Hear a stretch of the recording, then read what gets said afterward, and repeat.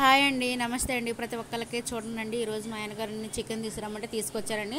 చాలా రోజులు అవుతుంది తీసుకొని రమ్మని చెప్తే తీసుకొచ్చారండి. మా ఆయనగారికి చికెన్ అయితే ఇష్టం ఉండదండి, మటనే తింటారండి. నా కోసం ఇక ఎప్పుడైనా ఒకసారి చికెన్ తెస్తారండి. మేము ఎక్కువ నాన్ వెజ్ ఆడమండి, ఎక్కువ వెజిటేబుల్స్ ఉంటాయండి నా వీడియోలోని. కర్రీస్ వచ్చేసి ఇంకా ఇవాళ చికెన్ తెమ్మంటే తీసుకొచ్చారండి. చూడండి, ఉప్పు గోంగూర వేసి చేశారండి.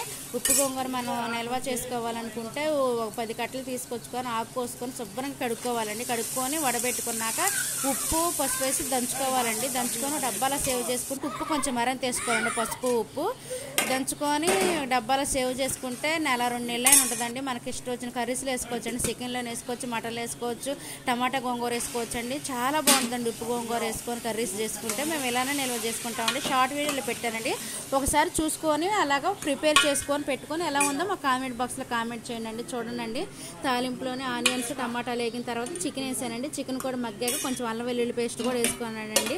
అది కూడా మగ్గిన తర్వాత చూడండి, ఉప్పు గోంగూర వేసానండి. మనకి ఎంత కావాలో అంత వేసుకుంటే సరిపోద్దండి. పుల్లగా బాగుంటుందండి.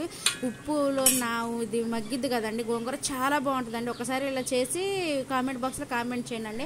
ఇంకా ఫైనల్గా కారం మసాలా పౌడర్ వేసుకొని ఒక 5 మినిట్స్ మగ్గించుకున్నానండి. చాలా బాగుంటుందండి. ఎక్కువ హెవీ మసాలా లేనండి, కొంచెం అల్లం వెల్లుల్లి పేస్ట్ అని చికెన్ మసాలా వేస్తానండి. చాలా బాగుంటుందండి. ఒకసారి ఇలా ట్రై చేసి నా కామెంట్ బాక్స్లో కామెంట్ చేయండి. బాయ్ అండి.